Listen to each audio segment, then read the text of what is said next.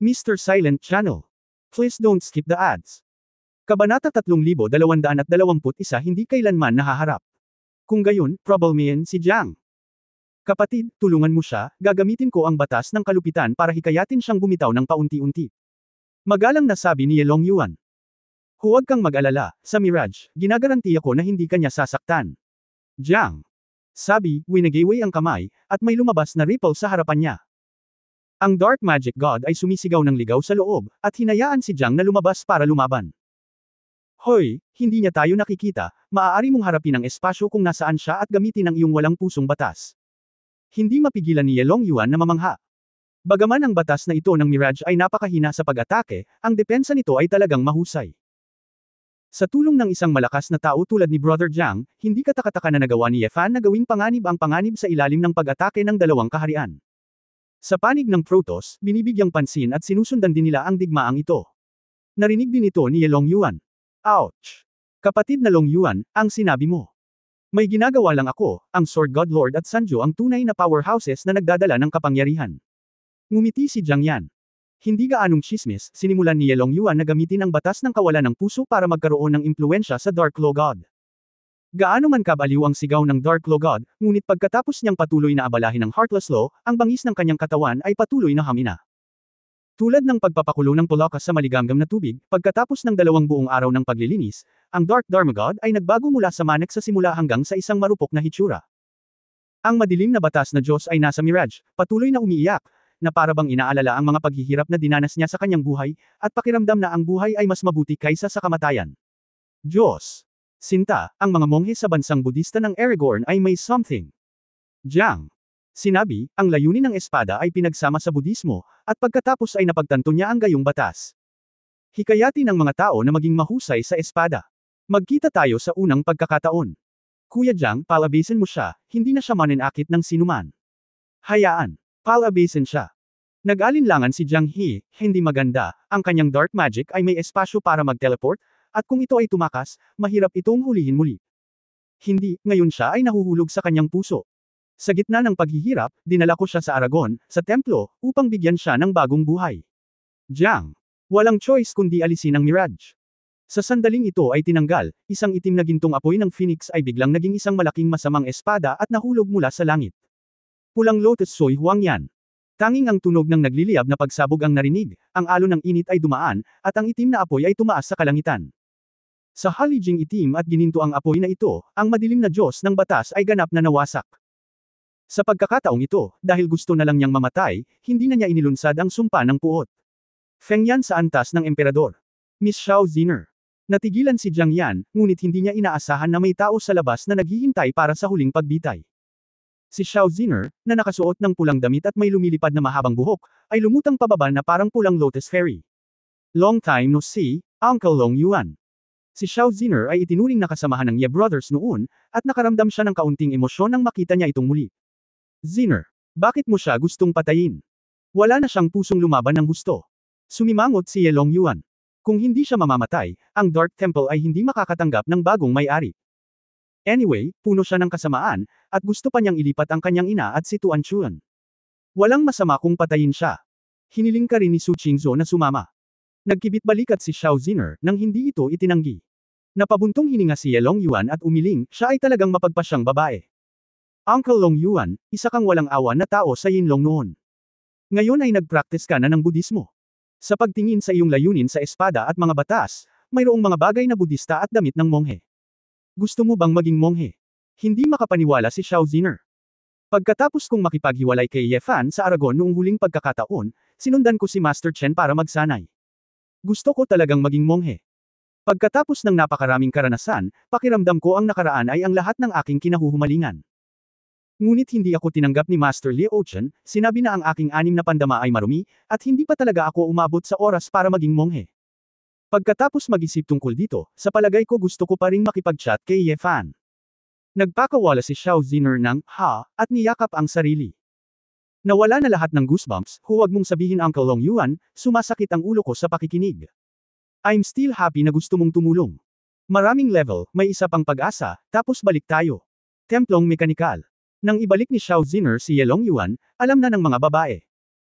Si Su Qingzhou, ni Ehuyo, Tuan Chun, at ilang kababaihan sa bahay ay lumabas upang batiin sila. Salamat tatay, hindi madaling patayin ang Dark Magic God, marami kang naitulong. Hinawakan ni Su Qingzhou si Tuan Chun sa isang kamay at hinawakan ang chubby na mukha ng kanyang anak sa kabilang kamay. Tawagan mo si Lolo, sa pagkakataong ito si Lolo ang nagligtas sa iyo. Medyo hindi pamilyar si Tuan Chun, ngunit tinawag pa rin ni Noono ang Lolo. Tumingin si Yelong Yuan kay Su Qingzhou na may mga komplikadong mata, ngunit hindi ito nagsalita, at tumingin kay Tuan Chun ng may kabaitan. Inunat ni Yelong Yuan ang kanyang kamay at marahang kinamayan ang maliit na kamay ni Tuan Chun, magpakabait ka. Hindi ka pa rin nagbabago. Nilingon ni Yelong Yuan ang kanyang ulo at nakangiting sinabi kay ni Ehuyo. Ang pagiging anak ng anak ko ay nagpapalusog sa aking buhay at natural na pinangangalagaan ito. Hindi ka ba nasa Heavenly God Kingdom? Bakit bigla kang pumunta dito? Walang pakialam na tanong ni Ehuyo. Narinig kong nawawala si Ye Fan, at pagkatapos ay napagtanto ko na mayroon pa rin akong iniisip sa aking puso. Sa pagkakataong ito, gusto kong makita kung makakatulong ako ng kaunti at mahanap si Ye Fan. Marahil, sa pagitan ng ating ama at anak, palaging may kakulangan ng pagkakataon na ganap na buksan ang ating mga puso at pag-usapan ito. Sabi ni Master Lycan, kung hindi mo talaga haharapin, paano mo ito pakakawalan? Totoo iyon. Napabuntong hininga si Yelong Yuan ng may damdamin. Ngumiti si Ehuyo at walang sinabi. Okay naman ang asawa ko, kailangan lang ng ilang oras para mahanap siya, sabi ni Su Qingzhou. Kung may maitutulong ako, masasabi ko ito sa lalong madaling panahon, sabi ni Yelong Yuan. Tumango si Su Qingzhou, at pumasok ang grupo sa templo. Pagdating sa loob, napansin ni Yelong Yuan na may mali. Iba ang oras dito. Hihi, nahanap mo na ba? Uncle Long Yuan, ako ang gumawa ng malaking laban. Napakurap si Ling Yue. Matapos bumuti ang sariling lakas ni Ling Yue, pinalakas niya ang Qiankun Promise Array, at ang epekto ng pagkakaiba ng oras ay muling napabuti.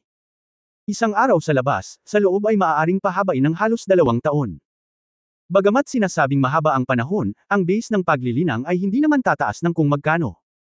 Gayunpaman, para sa mga kababaihan, maraming oras upang maunawaan ang antas ng eroplano. Lalo na kay Sally, hanggat may oras siya, unti-unti siyang nagiging matatag. Talagang kamangha-mangha, hindi nakakagulat na ang iyong lakas ay tumaas ng mabilis sa isang maikling panahon. Napabuntong hininga si Yelong Yuan ng may damdamin, ngunit hindi siya naiinggit, minamaliit na niya ang mga ito. Ang huli ay sina Feng Yaoying at ni Ehuyo. Dahil nawala si Ye Fan, nabalisa din sina Feng Yaoying at Shu Lingshan, at pumunta sa templo mula sa Honghuang upang tumulong sa gawaing magagawa nila. Nay, bumalik si tatay sa pagkakataong ito, nagbago na ang buong pagkatao, ikaw. Nag-alinlangan si Feng Yaoying. Batok, alam ko kung ano ang gusto mong itanong, ngunit hindi namin magawa. Ngumiti si Ehuyo at umiling. Bakit? Ngumiti si Ehuyo at sinabing, dahil. Nalaman ko na noong nakita ko siya ulit, hindi ko siya kinaiinisan. Kapag wala ka ng sama ng loob sa taong iniwan ka, ibig sabihin hindi mo na siya mahal. Para sa akin, si Yelong Yuan ang biolohikal na ama ng aking anak, iyon lang. Nakaramdam ng kaunting panghihinayang si Feng Yaoying, ngunit tumango ito ng may pag-unawa. Sa totoo lang, ayos lang. Kung titingnan ang hitsura ni tatay, marami rin siyang ibinaba at nagplanong italaga ang sarili sa paglinang ng pagiging Buddha. Ngumiti si Ehuyo at sinabing, pero sa totoo lang, noong pinatay niya ako 2 araw na ang nakakaraan at nailigtas ako at si Tuan sa isang stroke, medyo gwapo siya. Talagang hindi ako nagbasa ng maling tao noon, okay pa rin ang genes ng ama ni Ye Fan. Ngumiti si Feng Yaoying, tumango, at nagbigay ng thumbs up. Sa oras na ito, ang templo ay biglang yumanig ng malakas. Boom! Isang muffled na pagsabog ang tumunog. Anong sitwasyon? Nagtatakang tanong ni Yelong Yuan. Kabanata 3222 Alamin ang isa. Si Su Qingzhou at ang iba pang mga babae ay napakatahimik, na parang sanay na sila. Sino ang kinakalaban ni Sally Ye? Sister Qinglan. Natigilan si Yelong Yuan, Sally Ye. Yung bruhang abis. Qinglan. Parang pamilyar ang pangalang ito. Noong prehistoric times, ang Dragon Blood Queen ng Shenlong Clan, paliwanag ni Su Qingzhou. Biglang naalala ni Yelong Yuan, siya pala iyon. Hindi ko akalain na napakaganda ng kanilang lakas. Oo, likas silang mahuhusay, at nakahanap sila ng paraan para mabilis na umunlad. Sinabi ni Shu Lingshan na may inggit sa kanyang mukha na siya at si Feng Yaoying na walang dugo at talento sa paglilinang, gaano man kahusay ang mga mapagkukunan, mahirap itong mapabuti. Weiwei, wala kang maisip na paraan para palakasin ito, masyadong maingay para magkaroon ng lindol sa bawat pagliko, napabuntong hininga si Nianro. Sa tingin mo immortal ako? Paano ako? Perpekto. Si Ling Yue ay mukhang walang magawa. Hindi naman, sinubukan din ni Weiwei ang kanyang makakaya. Kamakailan lamang, mabilis na umunlad si Sally Ye, at patuloy na dumarami ang labanan. May sinabi si Niewuyo para makatulong. Kung magpapatuloy ito, gaano man kalakas ang mekanikal na templo, ito ay give-in. Mapait na ngumiti si Du Yuner, nagreklamo si Sister Yunyao. Ang ilan sa kanyang mga precision na instrumento ay palaging inalog ng ganito, at sila ay masisira. Naghanda na ako ng bagong malaking formation sa labas, at dapat silang pahintulutan na magsanay sa labas, sabi ni Ling Yue. Speaking of which, ate, bakit hindi ka lumaban kay Saliye nitong mga araw na ito?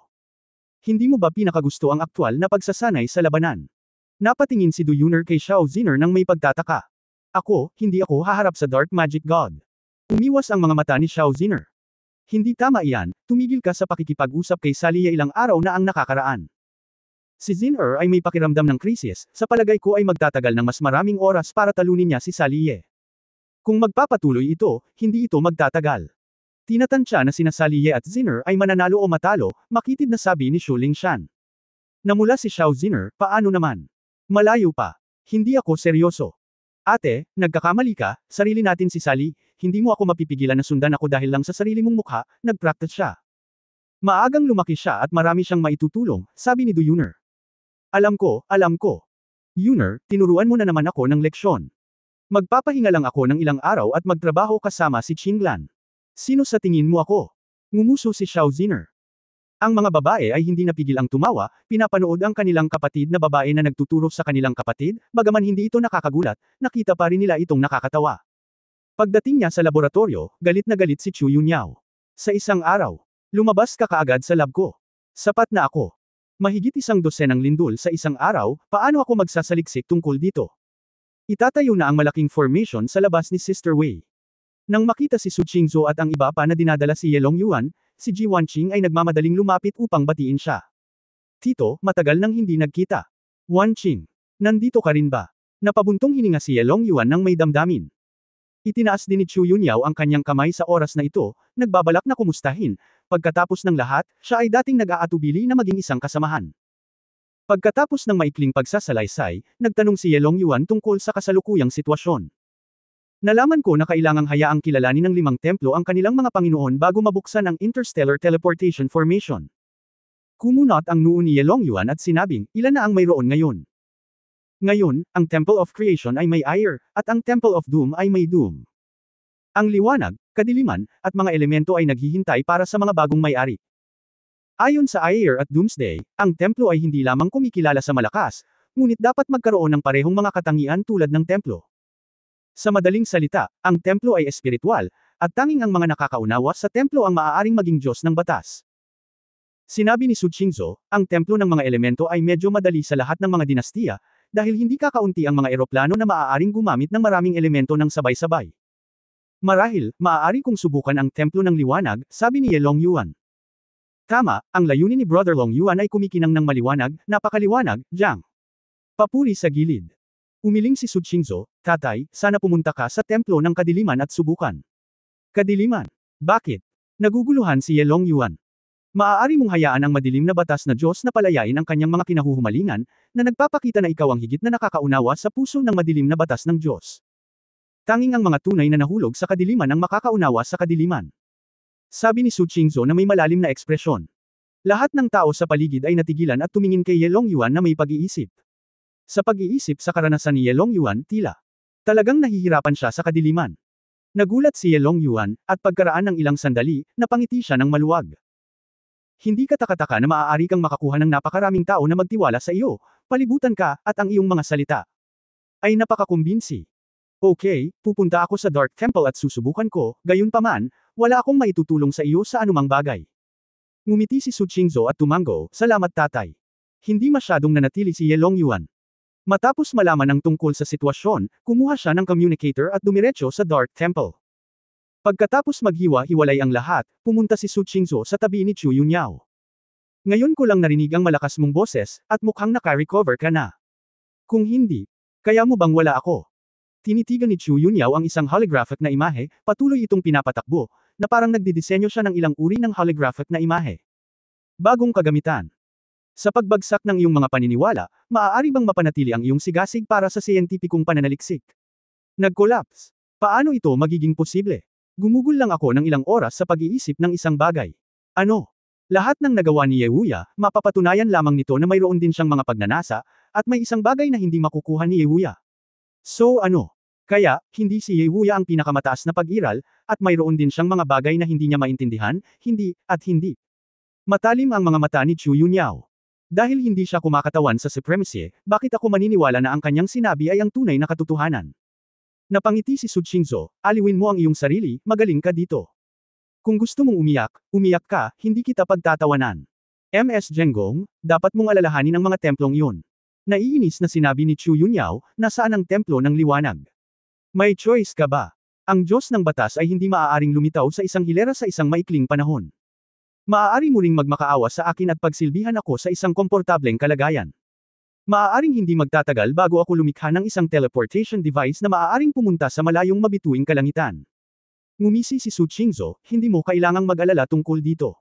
Guangming, mayroon na akong dalawang kandidato, oh. Ang isa ay sinubukan sa Templo ng Liwanag, at may isa pa, na darating sa ilang sandali. Isang mapaglarong tingin ang bumungad sa mukha ni Su Qingzhou. Ang Wansha River Star Region. Espiritual na pangkat. Sa main hall, may lalaking nakaputi, gwapong nakatayo, may dalang isang square box. Sa likod niya, isang dark blue black water unicorn beast ang namamatay, at ito ay binugbog ng husto kaya nilabas ang dila. Sino ang nang-ahas na lumampas sa gate ng bundok at saktan ang aking hayop na tagapag-alaga sa bundok? Ang kasalukuyang pinuno, si Jiang Haolong, ang pinuno ng pamilya Jiang, ay nagmamadaling dumating kasama ang ilang mga pinuno at matatanda. Narinig nila ang emergency report na may pumasok sa gate ng bundok at na-disable ang guardian beast. Agad na ibinaba ang kanyang ginagawa, at sumugod na galit na galit. Ikaw si Ye Guhan. Nagulat at nagalit si Jiang Haolong nang makita niyang paparating ang tao. Kabanata 3223 ang kapangyarihan ng may-ari ng museo. Hindi rin kilala ni Ye Fan ang mga taong ito, ngunit nahulaan niya na sila ay mga elder ni Jiang Chengfeng. Bakit ka pumunta dito? How dare you saktan ako? Mukhang nagulat si Jiang Haolong. Ang Blackwater Unicorn Beast na ito, bagamat mayroon itong kaunting halo-halong dugo, ay maaari lamang ituring bilang isang half-divine beast. Ngunit gayunpaman, ito ay isinagawa sa loob ng daan-daang libong taon, at mayroon itong lakas upang buksan ang kalangitan. Kaysa ng magaspang na balat at makapal na balat na kadugo ng katawan ni Kailan, kadalasang 2 o 3 open heaven realms ang maaaring makitungo sa ilang sandali. Paano siya mabubugbog ng ganito kalakas ng lokong ito sa napakaikling panahon? May regalo, baka interesado ka. Itinapon ni Ye Fan ang parisukat na kahon. Sinalo ito ni Jiang Haolong, binuksan ang kahon at tiningnan ito, ang kanyang mukha ay kasing puti ng papel. Ang pangatlong anak. May ulo sa kahon, ito ay si Jiang Lao, at ang ikatlong kapatid ni Jiang Haolong. Pangatlong kapatid. Dang! Ikaw! Pinatay mo ang pangatlong kapatid ko. Maraming matatanda ang puno ng kalungkutan at galit, at gustong humakbang pasulong. Agad na huminahon si Jiang Haolong at sumigaw, lahat ay umatras. Guru! Gusto naming ipaghiganti ang ikatlong kapatid. Binuksan ng ikatlong kapatid ang langit, pinatay. Ang itim na tubig na unicorn beast ay binugbog sa lupa. Bumaba. Aakyat ka pa, gaano kalaki ang pagkakataon mo? Matapos itanong ni Jiang Haolong ang tanong na ito, napagtanto ng mga matatanda na ang tanga na ito sa harap niya ay hindi madaling harapin. Anong Hansiyang Pavilion, may nakatagong dragon talaga. Hindi nakakagulat na ang tribo ng Gangshuo ay biglang nawala, lumalabas na. Nagawa mo ito. Malungkot na sinabi ni Jiang Haolong, Ye Guhan, kahit na ikaw ay talagang makapangyarihan, ngunit ngayon ang Hansiyang Pavilion ay nawasak din. Kung may utak ka pa, hindi mo dapat, I-provoke ang Yulang faction ko. Sa tingin mo ba kaya mong ipaghiganti ang Hansiyang Pavilion ng mag-isa? Ang impluensya ng aking Yulang faction sa Wansha River ay mas malaki kaysa sa iyong Hansiyang Pavilion. Kung manggahas kang saktan kami, hahanap ka ng sarili mong paraan. Tumawa si Ye Fan. Pinatay ko ang kapatid mo, hindi ka naman lumapit sa akin ng desperado, pero sinasabi mo sa akin ang lahat ng kalokohang ito. Gaano ka natakot? Ikaw. Namula ang mukha ni Jiang Haolong. Ngunit sa pag-iisip, paulit-ulit na nanunuya si Jiang Haolong. Ye Guhan, huwag kang maging kampante, ang mas mababang mga sekta ay kinukulong ng 8 pintuan.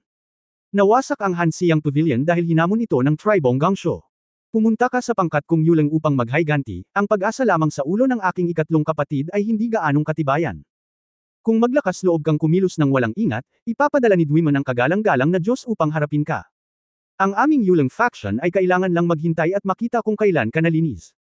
Walang ekspresyon ang mukha ni Ye Fan, at alam na niya ang tungkol dito noong nakipag-chat siya kay Ning Ginoon. Sa katunayan, ang 8 gates ay hindi pinapayagang pumunta sa ibaba ng agos at katayin sa kalooban. Pagkatapos ng lahat, karamihan sa mga sekta ay walang espiritual na kapangyarihan. Kung hindi sila protektado, malamang na mapupunta sila sa isang espiritual na kaharian at sirain ang isang sekta. Sa kasong iyon, ang ibaba ng Agos ay magiging magulo, na hindi nakakatulong sa pag-unlad ng Hongming Universe at paglilinang ng mga bagong tao. Sa makatuwid, ang patayan ng pamilya ay karaniwang ginagawa ng palihim. Halimbawa, ang ginawa ng pangkat ng Yulang sa pagkakataong ito ay sorpresa ang Hansiang Pavilion. Siyempre, ang sariling kahinaan ng Hansiang Pavilion ay ang orihinal na kasalanan. Bagamat madaling sirain ni Yefan ang pangkat ng Yulang, siya ay mapapalibutan at masusupol ng Duiman at maging ang buong itaas na bahagi ng Hongmeng. Kung ganoon, malantad siya, at hindi talaga siya maaaring umasa sa disguise upang maiwasan ang lahat ng pagsubaybay. Hindi pa nagmamayabang si Yefan, at naramdaman niyang walang nakakakita sa kanyang disguise. Sa oras na iyon, para sa kapakanan ng isang pangkat ng Yulang, siya ay nasa isang desperado na sitwasyon, at ang mga natamo ay higit sa mga pagkalugi. Kaya, para harapin ang pamilyang Jiang, hindi tayo maaaring magmadali. Kahit gusto mong pumatay, hindi mo kayang patayin ngayon. Nagplano na si Yefan, at mahinahong sinabi, natural na alam ko ang mga patakaran. Tapos naglakas loob ka pa ring pumunta dito para maging wild. Tumawa ng malakas si Jiang Haolong, bilasan mo at lumuhad sa harap ng bangkay ng pangatlong kapatid ko, yumuko para humingi ng tawad, iwanan mo ang iyong paglilinang, at halos hindi na namin mailigtas ang iyong buhay. Kung hindi, ay report namin kaagad. Duiman, hintayin mo na lang na arestuhin at tanggapin ang pagsusuri kay Duiman. Sinabi ni Yefan, nagkamali ka. Anong problema? Hindi ko sinabi na this time pumunta ako sa Yulang faction para patayin ka. Ikaw, hindi ka pumapatay ng tao. Nagkibit-balikat si Yefan, ang tribo ng Gangshuo na pumatay sa aking Hansiang Pavilion at iba pang mga mamamatay tao ay nalipol na. Kahit na may ilang isda na nakalusot sa lambat, hindi na kailangang patayin ang buong Yulang mo. Daan-daang libong tao ang ipinadala upang bayaran ang utang. Karamihan sa pangkat ng Yulang ay hindi alam ang tungkol dito, at hindi ko kailangang pumatay ng mga inosenteng tao. Kakaibang sinabi ni Jiang Haolong, kung gayon, ano ang ibig mong sabihin ngayon? Si Yefan ay dahan-daang umakyat sa mataas na plataporma at umupo sa trono ng ulo. Maaaring hindi mo pa ito alam, ang aking Hansiang Pavilion ay hindi pa nawasak, at ngayon ako ang pumalit bilang may-ari ng pavilion. Ano? Saan ka nanggaling? Nagulat si Jiang Haolong. Ngumiti ng masama si Yefan, huwag kang mag-alala tungkol dito, sa madaling salita, inaprubahan ito ng Diyos na kagalang-galang. At bilang may-ari ng museo, may karapatan akong magpasimula ng martial arts, sa iba pang mga sekta sa ibaba ng Agos. Ito, tama ako, nakangiting sabi ni Yefan. Ang mukha ni Jiang Haolong ay nagbago ng husto, ikaw. Gusto mong pag-usapan ng martial arts? Ang tinatawag na martial arts theory ay nangangahulugan na ang mga sekta ay nagpapadala ng mga Panginoon ng bawat isa upang makipagkumpetensya sa isa't isa sa ilalim ng notarizasyon ng 8 sekta. Hindi mo maaaring saktan ang iyong buhay, hindi mo maaalis ang iyong paglilinang, at pag-usapan ng tao sa pamamagitan ng martial arts. Ito ang 8 upstream na sekta, na nagbibigay sa mga sekta sa ibaba ng Agos ng yugto para sa pag-aaral at kompetisyon.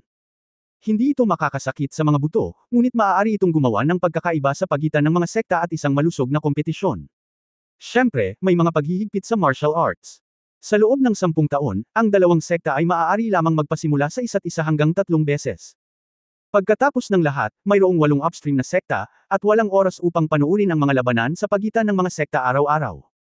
Sa pagkakaalam ko, hindi kailanman ginamit ng Hansiang Pavilion ang kwalifikasyon ng Wulun, sa nakalipas na 100 taon. Ibig sabihin, maaari kong simulan ng 3 martial arts, sa iyong pangkat ng Yulang ng sabay-sabay. Pupunta ako sa 1v3, at tatalunan ko ang 3 pinakamalakas sa iyong pangkat ng Yulang, syempre, kasama ka, ang pinuno ng Jiang Haolong. Namutla sa galit ang mukha ni Jiang Haolong, hindi makatwiran. Minamaliit mo ba ang pangkat kong Yulang? Sa martial arts, ang isang kaaway ay pinapayagan na maging higit sa isa. Kung ito ay talagang 1 versus 3, at ang 3 pinakamalakas na miyembro ng Yulang faction ay binugbog sa lupa, anong uri ng mukha ang Yulang faction, na tinatawag ang kanilang sarili na una sa Wanshahe faction? Hindi lamang nawala ng mukha ang pamilya Jiang, ngunit sa mga mata ni Duiman, ang pangkat ng Yulang ay nabawasan din ang timbang nito. Sa pangunguna sa labanan, mawawala ng paborebleng posisyon ang pangkatang espiritualista. Sect Master. Baliw na baliw ang batang ito. Magkasama natin siya. Bagaman wala na ang pangatlong anak, ngunit kaming 3, ang pangatlo, ay magkasamang pupunta sa Kaitian, paano kami matatakot sa kanya? Ang iba pang 2 Kaitian matatanda, lahat sabik na subukan. Ang mukha ni Jiang Haolong ay lumulubog na parang tubig, at siya ay tahimik na nagpadala ng voice transmission sa mga elder. Huwag kang mahulog sa kanyang plano. Kahit na may pagkakataon tayong manalo, ngunit, kung matalo tayo, ang Yulang faction ay mawawasak. Malapit na, nakakahiya sa ganoong oras, hindi ba natin ibibigay ang ating mahusay na mapagkukunan sa pangkat ng Zhang Fengjian at Xuan Xiao? Napakunot ang noo ng isang grupo ng matatanda nang marinig ito, at nalaman nilang hindi nila kayang magsugal. Hayaan mo siyang ipagmalaki sandali, at sasabihin namin kay Duimenli ang tungkol dito, ang aming ninuno na iginagalang ng Diyos. Ang mga ninuno mangyaring umupo sa bayan, mag-isip mula sa isang pangmatagalang pananaw, at ipagpaliban muna ang paunang labanang ito. Tama ang ulo, hindi natin mapapalampas ang magagandang prospect ng ating Yulang Sect dahil sa isang yeguhan. Labanan ng labuyo at kabibe, kung manalo ang mangingisda, dapat pag-isipan itong mabuti ng ulo. Matapos patahimikin ni Jiang Haolong ang lahat, sinabi niya, Yeguhan, kahit na simulan mo ang martial arts, kapag nanalo ka, hindi agad mabubuhay ang Hansiang Pavilion. Ang labanan ng pangunguna ay nalalapit na, maaari nating ayusin ang ilang mga benepisyo para sa Hansiang Pavilion, at hindi na kailangang pag-usapan ang martial arts. Kinaikit ni Ye Fan ang kanyang mga mata, ang matandang pagong na ito ay isang magnanakaw, kaya hindi siya kumuha ng pain. Kung ito ay 1 versus 3, ang Yulang faction ay mapapawi, at ang Wansha River Basin ay tiyak na mayayanig. Umakyat ang Hansiang Pavilion sa isang hininga, at ang pangkat ng Yulang ay papababa na. Ngunit kung si Jiang Haolong ay pasibo at hindi lumaban ng maayos, magiging walang saysay ang pagtalakay sa martial arts. Pagkatapos ng lahat, mayroong isang dahilan para sa pangunguna sa labanan, at ang pangkat ng espiritualista ay maaaring bigyang katwiran ito, tulad ng pagpapanatili ng lakas. Sa pioneering battle, napakaraming variable, kung posible bang mabuhay ay isang problema, ano ang benepisyo? Kung gayon ano sa tingin mo? Sinabi ni Ye Fan, ay pangako mo sa akin ang dalawang bagay, hindi ako mag-a-apply para sa martial arts. Maaari mong sabihin sa akin, gagawin ng aking pamilyang Jiang ang aking makakaya upang masiyahan.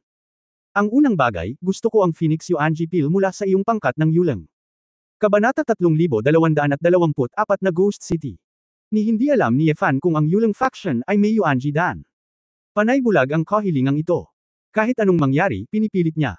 Kahit gaano pa ito kalala, dapat alam mo kung nasaan si Yuanji Dan. Phoenix Yuanji Pil. Ito ang sikretong elixir ng Phoenix Clan, paano natin ito makukuha sa Yulang faction? Ang Wolin Palace sa Qingyang River, hindi ba binigyan ka rin nila ng Zhangfeng Sword Pavilion? Gusto mo si Yuanji Dan, dapat mo ring hilingin sa Wolin Palace at Zhangfeng Sword Pavilion. Si Ye Fan ay mukhang rogue, huwag kang magpanggap, alam kung mayroon ka. Napabuntong hininga si Jiang Haolong, Yeguhan, ang Phoenix Yuanji Dan ay mahalaga, ngunit hindi ito isang nakakalaban sa langit na elixir. Kung mayroon, hindi kami mag-aatubili at hindi magsisinungaling sa iyo tungkol sa bagay na ito. Para sa karamihan ng mga magsasaka, kahit na sila ay nasa espiritual na kaharian, hindi nila masyadong papansinin ang Yuanji Pil. Sa katunayan, sa panahon ng epektibong panahon ng medicinal pill, ang kahusayan ng pagsipsip ay napabuti ng 30%. Gayunpaman, ang espiritual na katawan ay may limitasyon, at ang tunay na pagpapabuti ng kahusayan ay limitado. Kung sabihin, ang anyo ay mas malaki kaysa sa aktwal na epekto, na siyang tunay na nakakahiyang sitwasyon ng Phoenix Yuanji Pil.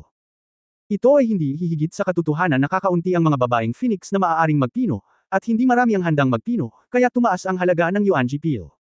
Kung wala ka, kailangan mong kumuha ng isa para sa akin, kung hindi, mag-a-apply ako ng martial arts. Kinagat ni Jiang Haolong ang kanyang mga ngipin at tinanong ang pangalawang anak, si Jiang Haojun. Haojun, sa Ghost Market, ano ang kasalukuyang presyo sa merkado ng Yuanji Dan?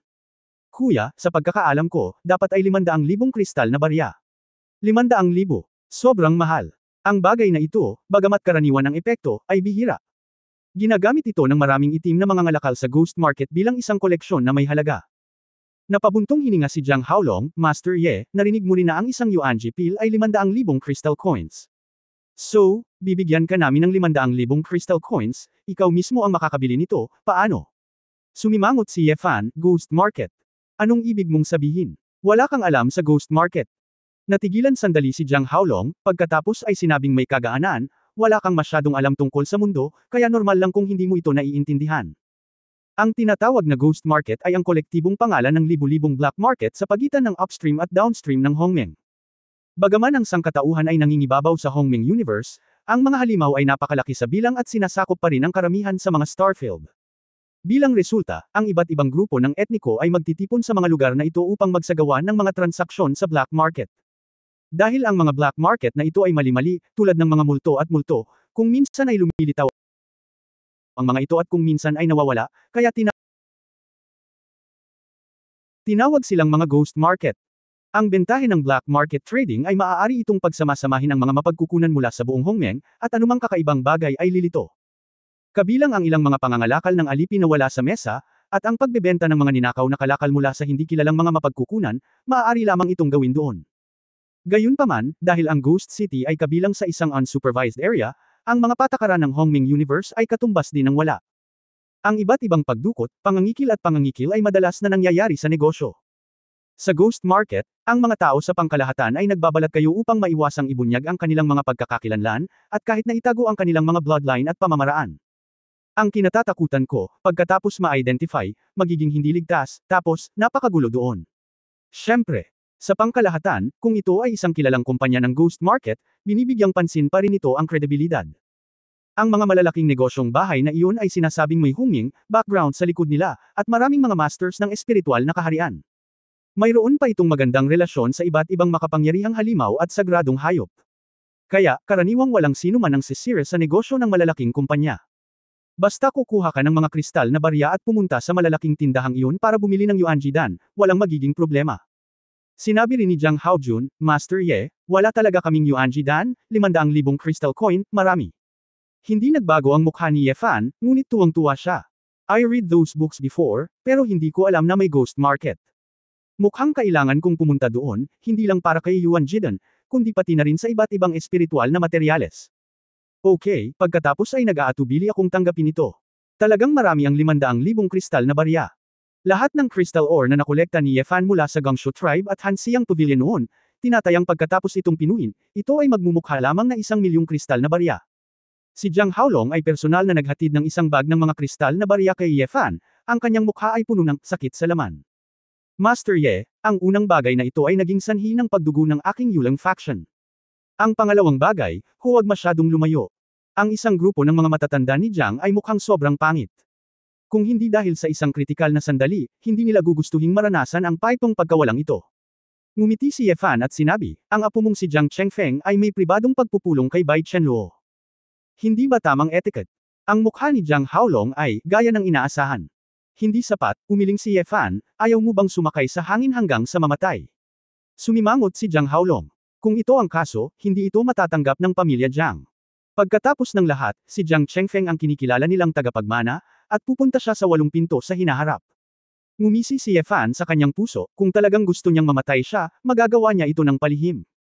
Ang mga taong tulad ni Jiang Chengfeng ay makitid ang pag-iisip at may mataas na pagpapahalaga sa sarili. Ang ganitong uri ng pagmamataas at pagmamataas niya ay magagamit lamang. Pagdating ng panahon, magiging komportable para sa kanya na gawin ito ng mag-isa.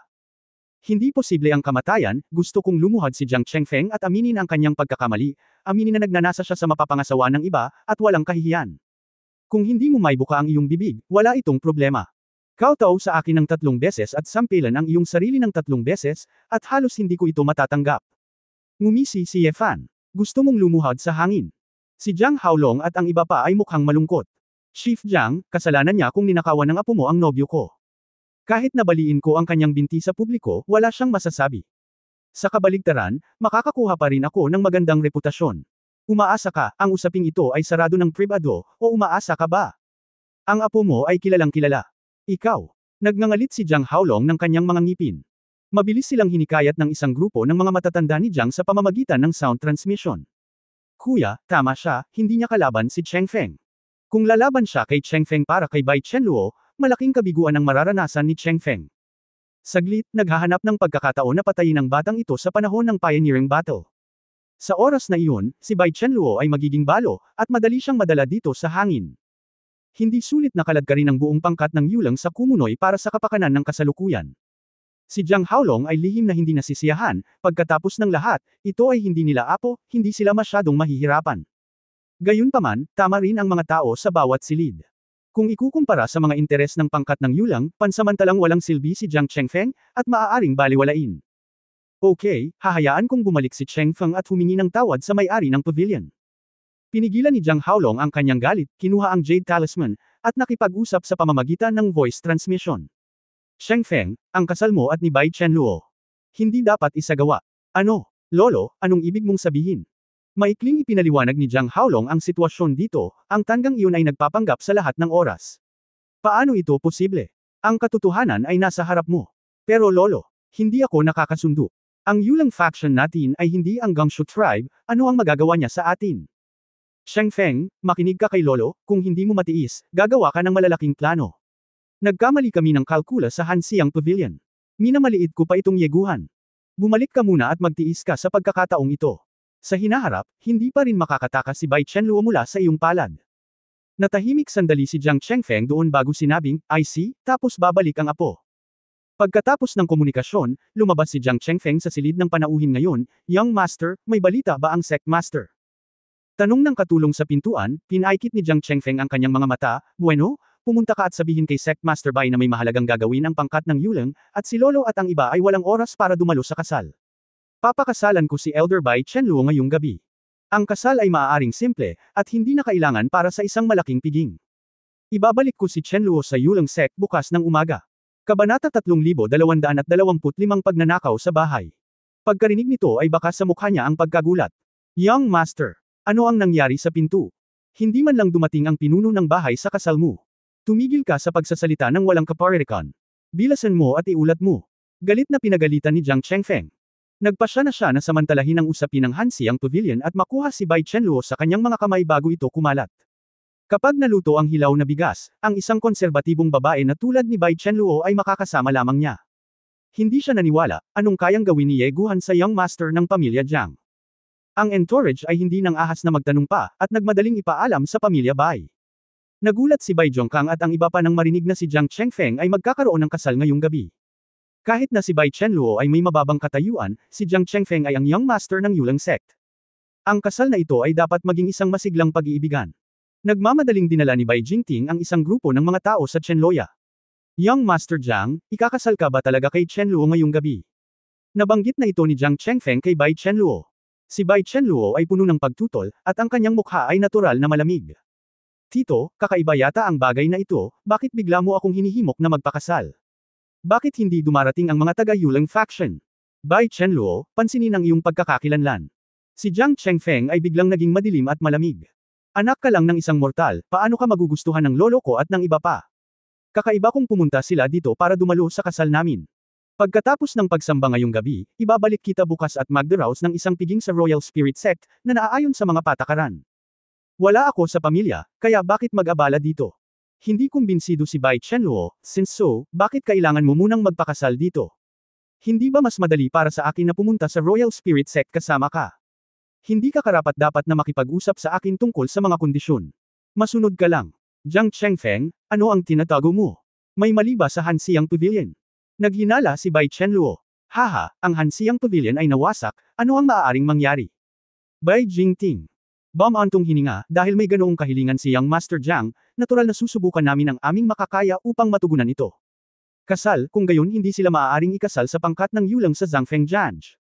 Simple lang, gamitin ang Bai Chenluo para bitag muna si Jiang Chengfeng, para makakuha ka ng karagdagang insurance. Chenluo, magbihis ka at isuot mo ang iyong mga damit.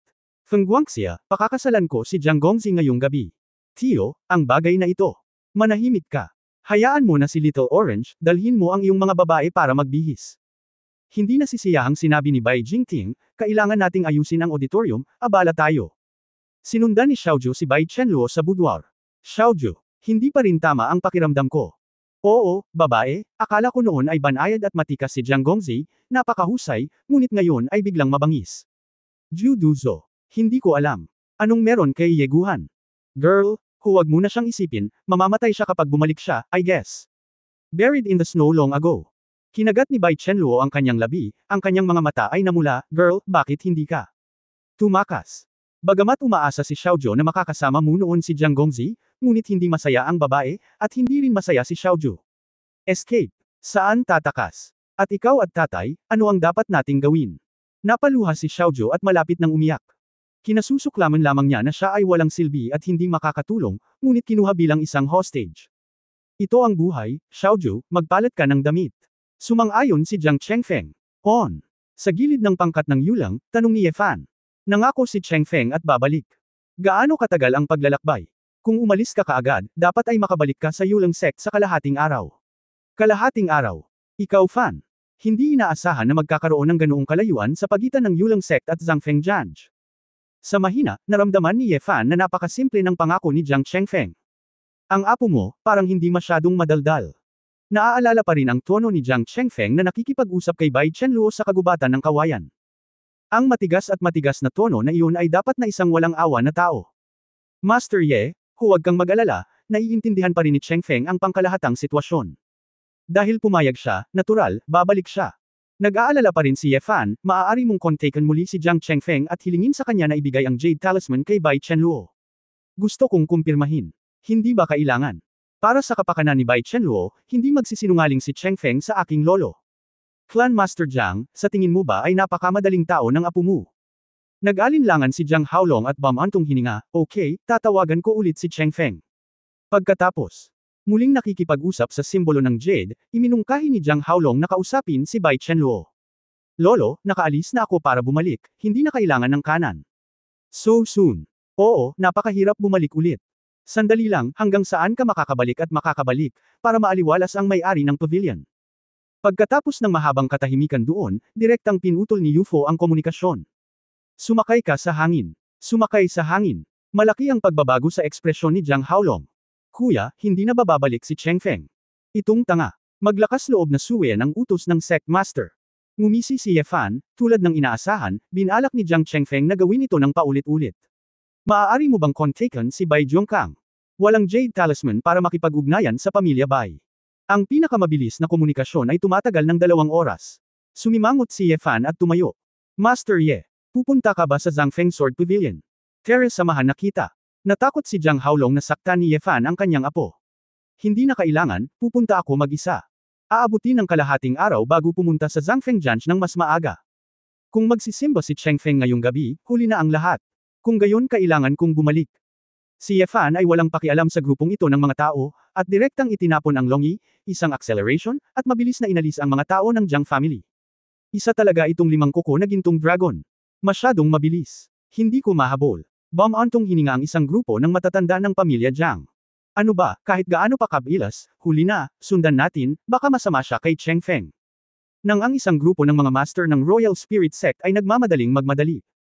Isang maliit na lambak na walang tao. Tahimik na nahulog si Ye Fan. Hanggang ngayon, magagamit lang niya ang sword intent to transfer.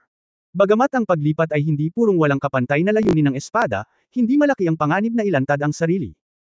Ngunit bigla siyang dumating mula sa pangkat ng yulang patungo sa malayong Zhangfeng Sword Pavilion, na tiyak na magugulat sa mga taong ito. Ang pamamaraang ito ay dapat na nasa banal na antas ng kasanayan. Sa oras na iyon, siya ay magiging kapansin-pansin, at maraming bagay ang hindi magiging komportable na gawin ng palihim. Kalimutan mo na, doon tayo mag-usap, buti na lang at may ilang espada akong naitago. Gumalaw ang pag-iisip ni Ye Fan, at sa isang kisap mata, bumalik siya sa isang maliit na kuweba na walang nakatira sa Zhangfeng Janj. Ang isang tila simpleng kamay, ngunit ito ay kumonsumo ng maraming. Ang lakas ng pag-iisip ni Ye Fan ay lubhang hamina. Ito ay paglipat lamang sa Wansha River Basin. Para lumipat pabalik sa Kyushu, alam ng Diyos kung gaano katibay ang cultivation base. Napabuntong hininga si Ye Fan, at pagkatapos maramdaman na walang tao sa paligid, umalis siya sa kuweba. Pagdating niya sa langit, nakita ni Ye Fan na ang pangunahing tuktok ay puno ng mga tao, at ang mga tao ay tumatakbo sa paligid, abala sa pag-aayos ng kasal. Okay, Jiang Chengfeng, kung hindi ko ililipat ang aking sword intent, magtatagumpay ka ba talaga sa pagnanakaw ng aking tahanan? Kabanata 3226 ang kasal. Napakamot ng ulo si Ye Fan, mabilis na bumaling ang kanyang iniisip. Ngayong nakabalik na siya, ligtas na si Bai Chenluo. Gayunpaman, kung siya ay lumitaw bilang yeguhan, ipapakita nito ang kanyang kakayahang ilipat ang layunin ng espada. Sa madaling salita, para itigil ang kasalang ito ngayon, mas makatwirang gumamit ng pagkakakilanlan ng ibang tao. Ang mga mata ni Ye Fan ay gumagala, at mabilis siyang nakaisip ng isang personal na pagpipilian.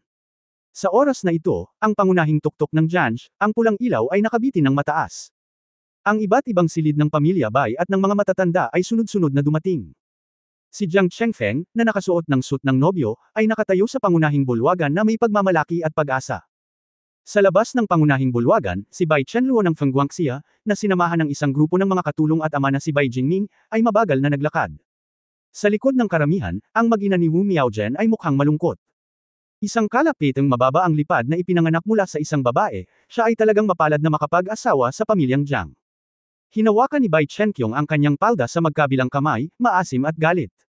Anak, huwag kang mag-alala, hindi dumarating ang pamilya Jiang, halatang hindi nila gusto ang asong ito. Nag-aral siya sa Yulang School, at higit sa lahat siya ay isang babae, at hindi siya makagawa ng anumang mga alon. Ngumisi at nagmura si Wu Miaogen habang inaaliw siya. Si Jiang Chengfeng ay tiyak na magpapakasal sa isang babae sa hinaharap. Sa oras na iyon, ang asong ito sa pangkat ng Yulang ay tiyak na mas masahol pa sa kamatayan. Inay, pagkasabi na niyan, pero ayaw pa rin ng anak na babae. Karapat-dapat din siyang maging concubine ni Young Master Jiang. Hindi ko siya papaligayahin sa kasal na ito. Natigilan si Wu Miaogen, Shen Qiong, lihim ka ba? Ano ang ginawa mo? Ina, hintayin ang palabas. Ngumiti si Bai Chenqiong ng mapait, pinagtatawanan pa rin siya ng buong paksayo noong nakaraan dahil sa dowry. Sa kabilang banda, ikakasal si Bai Chenluo kay Jiang Chengfeng. Sa sobrang laki ng agwat ng dalawa, paano siya magkakasundo? Nandito na ang bride. Sa masayang boses, dahan-daang pumasok si Bai Chenluo sa bulwagan sa tulong ni Xiaoju. Munting kahel, huwag kang umiyak.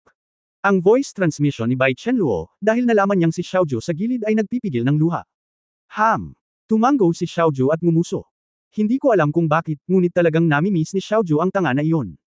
Kahit na ang pagpapakasal sa isang tanga ay maaaring mas mabuti kaysa sa isang walang kabuluhan at hindi kanais-nais na kasal, tama ba? Tumingin si Jiang Chengfeng sa babaeng pinangarap niya, malapit sa harap niya, at puno ng pulang ilaw ang mukha nito. Hindi na siya makapaghintay, at hindi makapaghintay na ipadala sa silid ng kasal para mag-enjoy ngayong gabi ng tagsibol. Ang numero 1 kagandahan sa Wanshahe, ilang beses niya itong tinanggihan noon, dahilan para hindi siya makababa sa pwesto. Ngayon, hindi pa ito isang laruan sa palad niya.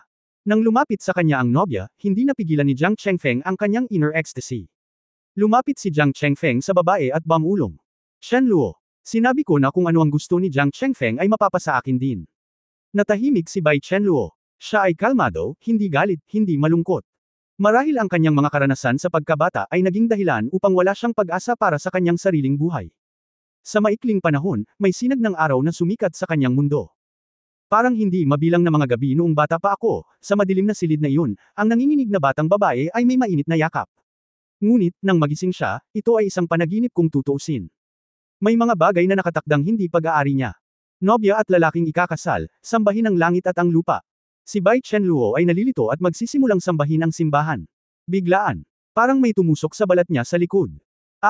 Isang masakit na daing ang pinakawala ni Bai Chenluo. Basang-basa ako sa malamig na pawis at pakiramdam ko ay umiikot ang mundo. Shenluo, anong problema mo? Napagtanto ni Jiang Chengfeng na may mali. Ako, may saplot ako. Inabot ni Bai Chenluo at hinawakan ang kanyang likod, nagpanik ang kanyang mukha. Natigilan si Wu Miaogen at tumingin sa kanyang anak na babae sa tabi niya. Si Bai Chenqiong ay may panunuya sa gilid ng kanyang bibig, ang kanyang mga mata ay puno ng kasamaan.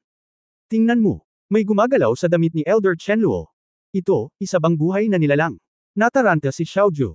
Girl, ano bang nangyayari sa'yo? Xiaoju, tanggalin mo ang mga damit doon para sa akin. Okay. Walang pakialam si Xiaoju na matakot, at pinunit ng gusto ang kanyang mga daliri. Sumigaw si Xiaoju, at may mga bugzo ng malamig na hangin sa paligid niya. Nakita ko ang isang pangit na parang gatas puting surot na nakakabit sa likod ni Bai Chenluo. Drain ng Spirit Goo. Nagulat ang elder ng alchemy workshop ng Janj. Lahat, mag-ingat. Maaaring labanan ng Goo Worm na ito ang kapangyarihan ng primordial power at maglabas ng nakal-alasong-lason, na nagiging sanhi ng pagharang, pagkaparalisa, at paghalusinate ng mga meridian ng monghe. Namutla sa gilid ang mukha ni Bai Jingming, elder. Goo. Ang mga Goo Worm na ito ay kadalasang matatagpuan lamang sa mga ligaw na crypt kung saan ang mga halimaw ay pinamumugoran. May circulation din sa ghost market, dapat may nakabili na sa labas. Hindi. Lahat, kumalat. Ang Goo Worm na ito ay dumami ng napakabilis, at kapag nagising ito, mabilis itong magpaparami ng mga supling nito sa pamamagitan ng pagsabog. Kapag ito ay nakakabit sa mga Goo Worm na ito ay magiging host ng hindi sinasadya, at pagkatapos ay maparasitize. Nang marinig ito, nagbago ng husto ang ekspresyon ni Jiang Chengfeng, at nagmamadali siyang umatras. Nakaramdam si Bai Chenluo na manhid at nanghihina, at diretsyong bumagsak sa lupa. Xiaoju, pare, ikaw. Umalis ka na. Kinagat ni Bai Chenluo ang kanyang mga ngipin at inabot upang kunin ang uod na Goo sa kanyang likuran. Elder Chenluo, hindi mo ito mahawakan. Itong nakaka-espiritong Goo na ito ay sesabog kapag hinawakan mo ito. Sa oras na iyon, ang buong bulwagan ay mapupuno ng mga insektong Goo, at ito ay magiging mas mapanganib. Kung ganoon, paano iyon? Galit na galit si Bai Zhongkang. Mataas na temperatura o mababang temperatura, ang Goo Worm na ito ay pinakatakot sa matinding yang o matinding yin, na susunog o nagyayelo. Sobrang lamig. Sino ang maaaring gumamit ng matinding lamig dito? Pare, walang matinding lamig, ngunit may mataas na temperatura. Magagamit ito ni Miss Wang Linger. Feng Yan. Sabi ni Bai Jingting sa oras na ito. Kahit na si Huang Linger ay hindi isang babaeng phoenix, ang apoy ng phoenix bloodline ay isang uri ng enerhiya ng matinding araw. Hindi. Hindi ko hahayaang sunugin niya ang likod ng babae ko. Hindi napigil ang mapasigaw ni Xiaoju nang marinig niya ito. Mabahong babae. Hindi mo oras na magsalita dito. Gusto mo bang patuloy na malason hanggang mamatay si Chen Luo? Bilasan mo at alisin ang guworm na ito at magpakasal. Natatakot din si Jiang Chengfeng na magulo ang mga bagay-bagay, kaya hinimok niya si Huang Linger sa gilid. Miss Huang Linger, mangyaring subukang huwag saktan si Chen Luo. Ang puso ni Huang Linger ay puno ng kagalakan, at sinabi niya na may malumanay na ekspresyon sa kanyang mukha, huwag kang mag-alala, tiyak na magiging maayos ang iyong buhay, at hindi ito makakasagabal sa pagsamba. Hindi. Ama, mag-isip ng ibang paraan. Paano magpakasal ang isang nobya? Sa araw na iyon, mapapasok ka. Nagmamakaawa si Bai Jingming na may luha sa kanyang mga mata. Bumagsak si Bai Chenluo sa lupa, bahagyang itinaas ang kanyang ulo, at sumulyap sa kanyang ama. Tumahimik ka nga. Hindi ba dahil hindi ka nagsuri ng mabuti at may nagsamantala dito? Nagmura si Bai Zhongkang. Miss Huang Linger, hindi pa huli ang lahat, gamitin ang fangyan para sunugin ang guworm hanggang mamatay. Hinimok ng ina at anak na babae ni Wu Miaojan, sabik na itanghal ang isang eksena ng pagsunog sa nobya. Kung gayon, dahil nagtanong ang lahat, Elder Bai Chenluo, patawarin mo ako sa pagkakasala sa akin. Isang bakas ng kasamaan ang sumili sa mga mata ni Huang Linger, itinaas niya ang kanyang kamay at nag-apoy ng bola ng apoy ng phoenix. Wait! Isang dumadagandong na boses ang pumasok sa bulwagan. Nakita ko ang isang nasa katanghaliang gulang na lalaking nakaitim, same time na naglalakad papasok. Si Elder Nie Jin. Pinadala ni Xuan Xiao si Nie Jin. Hindi ka ba nawawala? Paano ka nakarating sa Zhangfeng Sword Pavilion? Nagkatinginan ng isang grupo ng mga tao, lahat ay nagtataka. Labis ding nagulat si Bai Chenluo, Nie. Elder Nie Jin, bakit ka nandito? Bumantong hininga si Ye Fan sa kanyang puso, iniisip na may libu-libong tao sa labas na sisilake sa damit ni Bai Chenluo. Upang magamot si Bai Chenluo, kailangang gumawa ng mabilis na desisyon. Talagang desperado ang grupong ito ng mga tao, kung sakaling si Bai Chenluo ay talagang anak ni Chiyu, hindi ko maisip. Ang kasal na ito, ako, si Mr. Nie, ay hindi sumasang-ayon. Kabanata 3227 Hindi ako makatawa o umiyak. Galit na galit si Jiang Chengfeng, Nie Jin. Baliw ka ba? Ikaw ay mula sa pangkat ng Xuan Xiao, maglakas loob na sirain ang aking kasal. Alam mo ba kung bakit hindi ako bumalik sa pangkat ng Xuan Xiao? Nakangisi na tanong ni Nie Jin. Naguguluhan ang mga tao. Malakas na sinabi ni Nie Jin, dahil alam mong ikakasal ka kay Elder Bai Chenluo, ang iyong pamilyang Jiang ay kaaway ng aking Nie Jin. Napatulala ang mga tao. Elder Nie Jin. Ikaw. Nahiyang magsalita si Bai Jingming. Oo, sa unang pagkakataon na nakita ko si Elder Bai Chenluo, nahulog ako sa kanya. Sinabi ito ni Ye Fan pagkatapos ng maraming pag-iisip. Sa lakas ni Nie Jin, walang problemang lumapit para mangagaw ng kamag-anak. Gayunpaman, kapag sikat ang guro, hindi madaling maghinala. Pagkatapos, nagustuhan ni Nie Jin si Bai Chenluo, kaya tinulungan niya si Bai Chenluo sa nakaraang insidente ng pagsamba at sa insidente sa Jianlucheng. Sa ganitong paraan, may katuturan ang lahat. Kasabay nito, medyo makasarili si Ye Fan. Talagang hindi niya kayang tumugon sa intensyon ni Bai Chenluo. Upang protektahan siya, ang isa ay kaunting awa, at ang isa ay upang malutas ang ilan sa mga misteryo ni Chiyu. Kung si Bai Chenluo ay palaging nakatuon sa kanyang peking yeguhan, kung gayon siya ay makaramdam ng labis na pagkakasala. Kung, pagkatapos ng insidenteng ito, si Bai Chenluo ay umibig kay Nie Jin, kung gayon si Ye Fan ay magaan ang loob. Kahit na mahiwalay siya kay Bai Chenluo sa hinaharap, hindi siya masyadong malulungkot. Para magawa ito, natural, medyo nalulungkot ako para kay Bai Chenluo. Ngunit ang mas kinatatakutan ni Ye Fan ay ang pagsisisi niya sa kanyang asawa at anak na babae sa bahay. Oo naman, nang marinig ni Bai Chenluo na sinabi ni Nie Jin na gusto niya siya, natigilan din siya. Bastard! Si Bai Chenluo ang aking nobya, naglakas loob kang manalo ng pag-ibig. At hindi kanya kasama sa simbahan, siya pa rin ang nobya ni Yeguhan sa pangalan, ilang taon ka na. Humakbang si Ye Fan at nagtanong. Sunduin si Bai Chenluo. Gusto niyang mabilis na dalhin si Bai Chenluo sa isang ligtas na lugar at gamitin si Longyan para patayin ang guworm na ito. Presumptuous. How dare you? Hindi pinangarap ni Jiang Chengfeng na aalisin niya ang lahat ng uri ng panghihimasok, ngunit papatayin niya si Nie Jin sa kalagitnaan.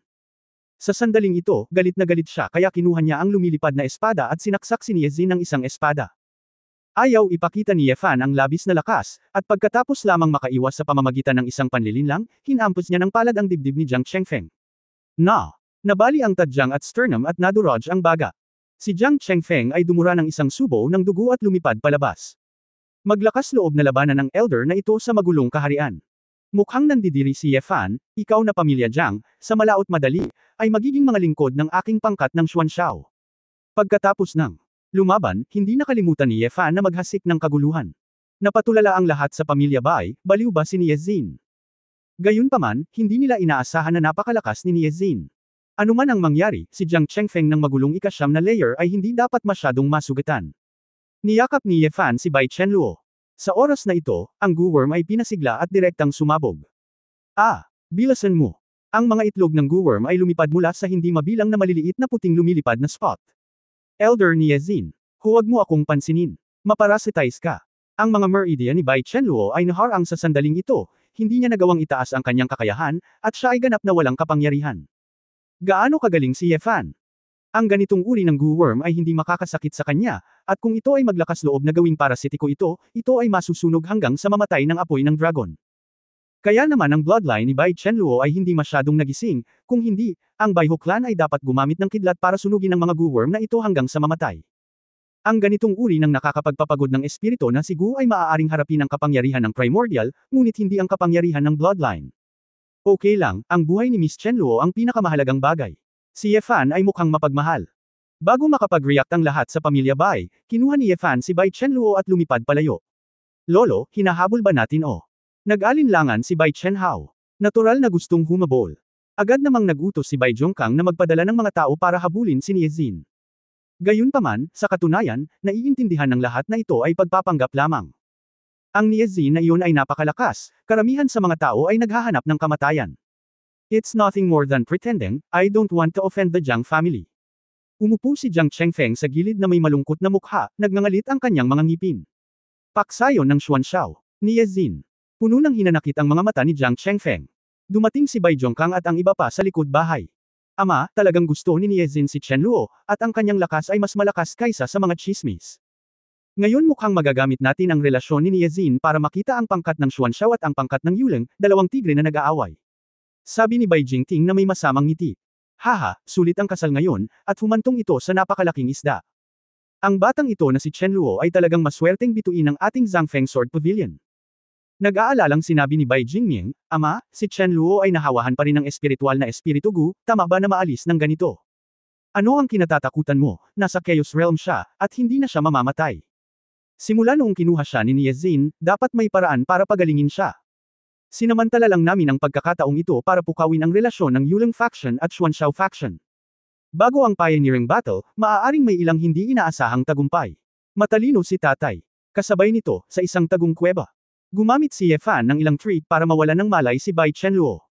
Pagkatapos ay gamitin ang apoy ng dragon upang maingat na alisin ang lahat ng Gu na nagpapatuyo ng espiritu. Pagkatapos ng isang gabing pahinga, masayang nagising si Bai Chenluo. Si Elder ni Ye Xin.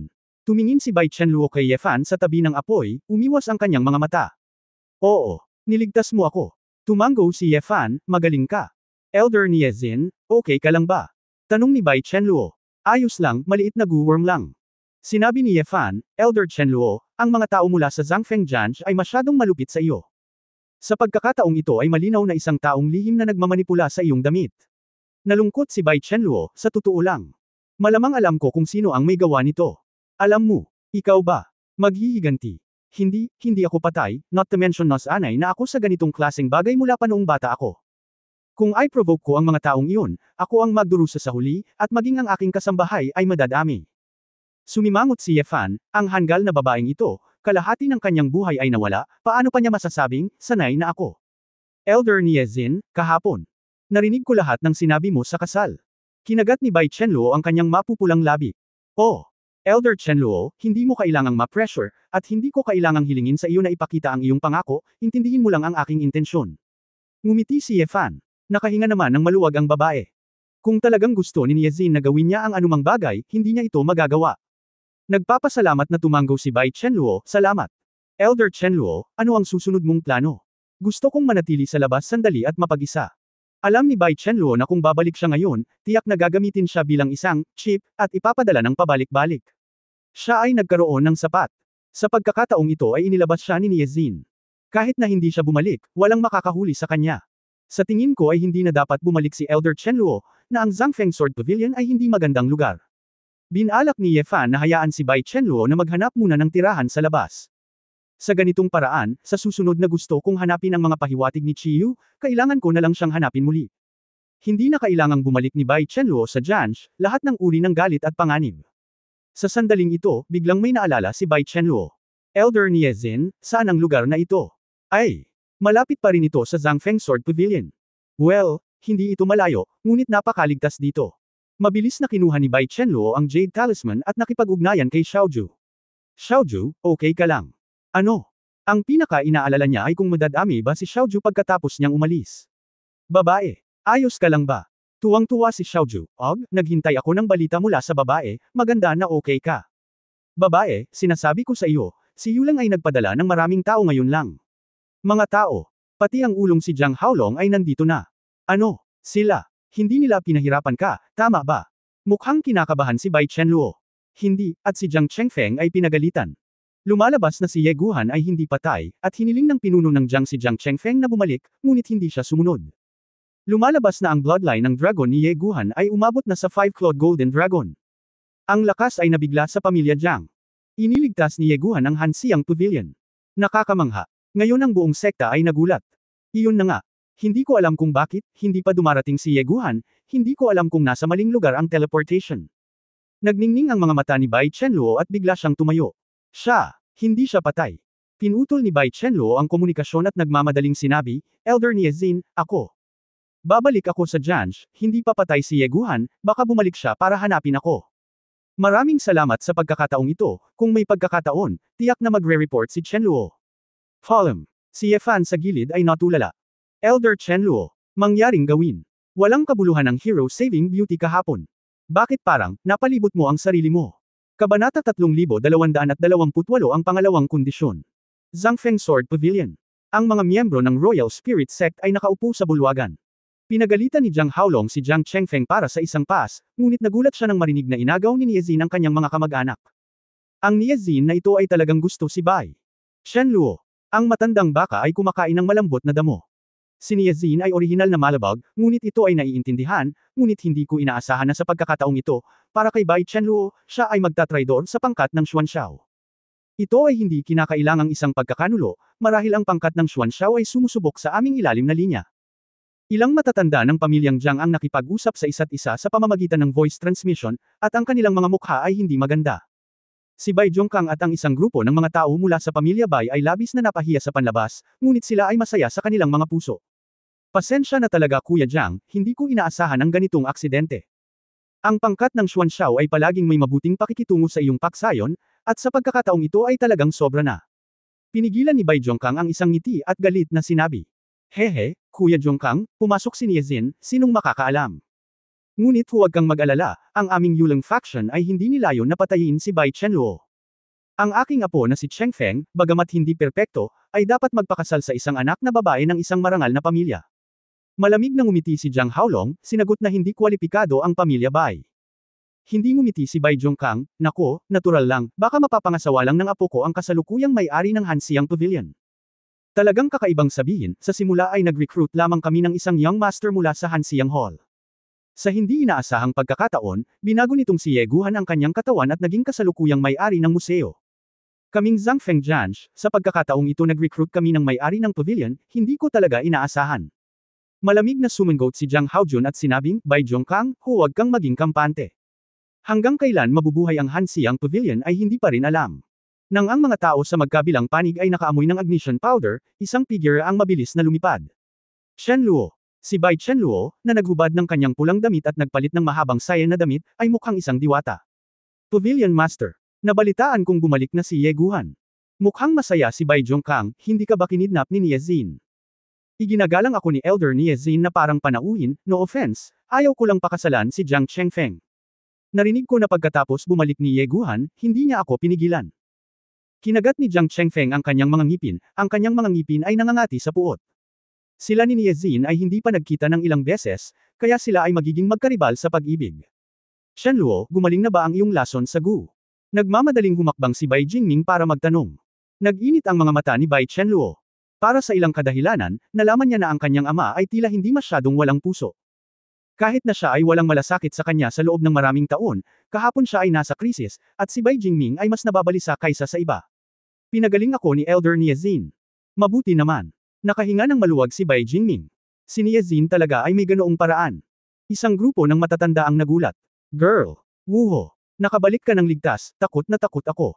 Hindi pinansin ni Xiaoju ang eksena at tuwang-tuwa siyang tumakbo. Little Ju, nasaan si Ye Guhan? Nagulat si Bai Chenluo na tumingin sa paligid. Siya. Maaring napunta siya sa maling teleportation formation at hindi na dumating. Bagamat halos kalahating araw ang layo ng Royal Spirit Sect at Zhangfeng Janj. Ngunit kung mali ang paghahatid, ito ay pupunta sa isang malaking bilog. Maraming mga daigdig na tinitirhan ng mga tao ang may katulad na mga sangguniang bagay. Maraming monghe ang hindi pamilyar sa daan, kaya maling lugar ang mahahanap nila. Ang tanga na ito, akala niya isa siyang dragon mula sa kailaliman, isa siyang tunay na dragon, hindi niya makilala ang kanyang daan, tumawa si Bai Chenhao. Nabalitaan ko na ang panganay na si Miss Ye Yuteng ang nag-aalaga ngayon ng Hanxiang Pavilion. Tinatayang kaya lang lumaban si Ye Guhan at hindi mamahala. Oo, kung siya mismo ang may-ari ng museo, pupunta ba siya rito para maging manugang? Martial artist lang, hindi siya makakarating. Woo! Naiinis na sabi ni Miao Zhen. Ang pamilya Jiang ay nakinig at nagtinginan sa isa't isa ng may pagkadismaya. Para kay Ye Guhan, medyo nalilito din sila. Ang lalaking ito ay mukhang isang general, at naiisip niyang gumamit ng martial arts para mapilitan. Gayunpaman, sa kabilang banda, kahit na ang Ghost City ay hindi malinaw, at ang dalawang kondisyon ay binanggit ng walang sakit. Ang Phoenix Yuanji Pil at Bai Chenluo ay pawang mga dispensable existence. Ye Guhan. Mukhang hindi masyadong matalino. Oh, sa wakas nakahanap na ako ng paraan, nakarating na ba kayong lahat? Sa sandaling ito, pumasok si Ye Fan mula sa labas. Oo Guhan. Hindi maitago ni Bai Chenluo ang saya sa kanyang mga mata, tumakbo siya, at gusto pa niyang yakapin ang lalaki.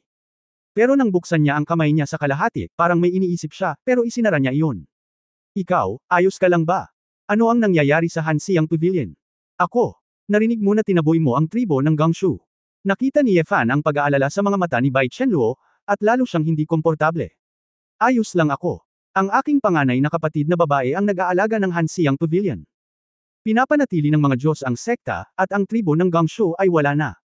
Master Ye, matagal ka nang tumakas, bakit ka nandito ngayon? Tanong ni Jiang Haolong. Hindi ako pamilyar sa teleportation array, nagkamali ako, casual na sabi ni Ye Fan. Haha, tama na.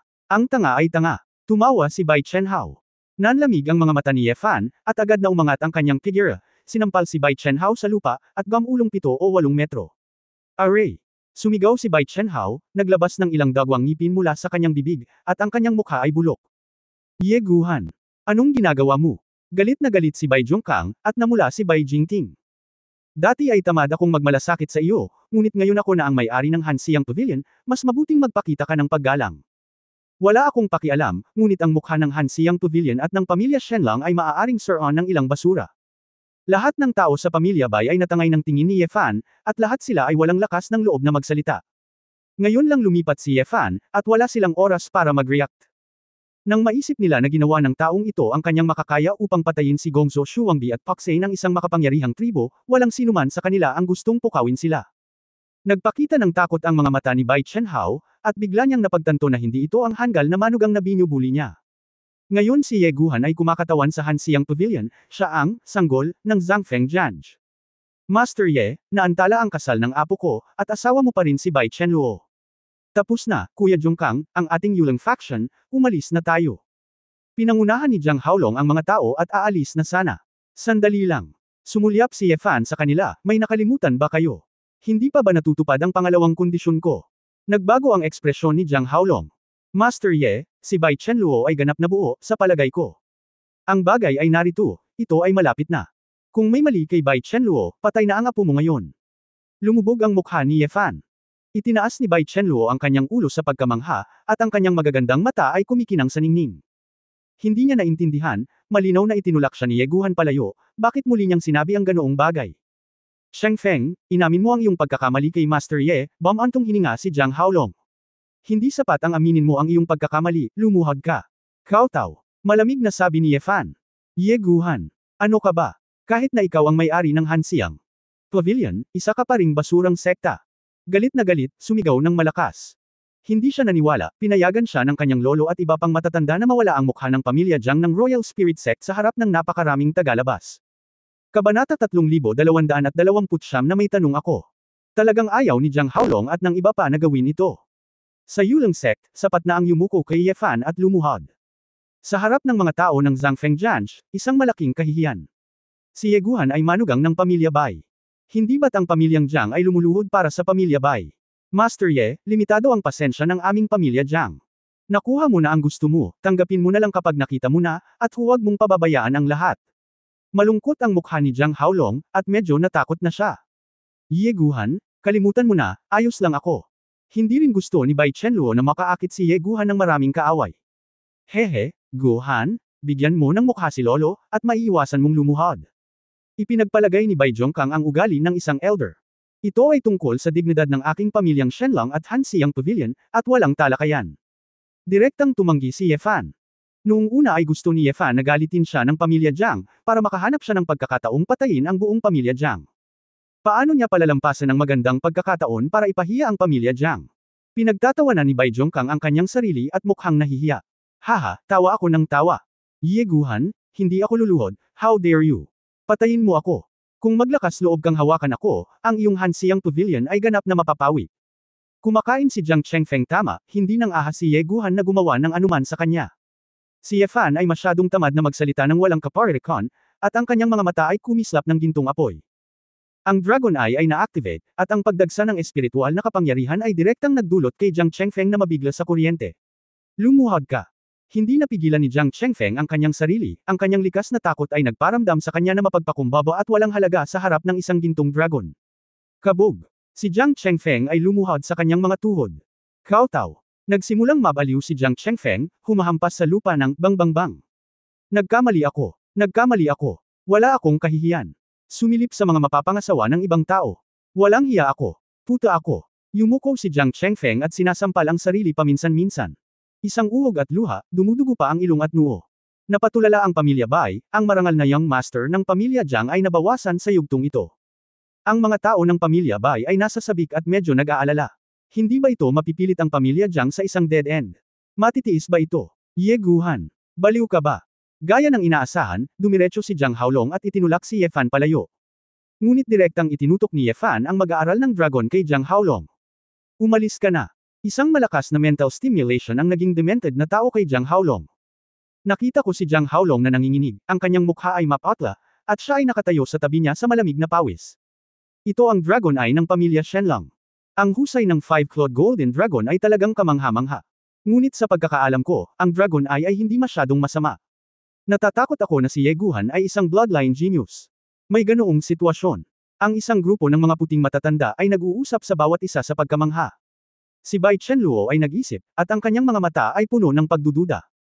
Sa oras na ito, ang mga mata ni Jiang Chengfeng ay pumuti, at siya ay nahimatay. Pagkatapos ay tinanggal ni Ye Fan ang Dragon Eye. Kung ipaalam mo sa akin na sangkot ka sa insidente ng Gangshu tribe, kailangan mong mamatay lahat. Ngayon pwede ka nang lumabas.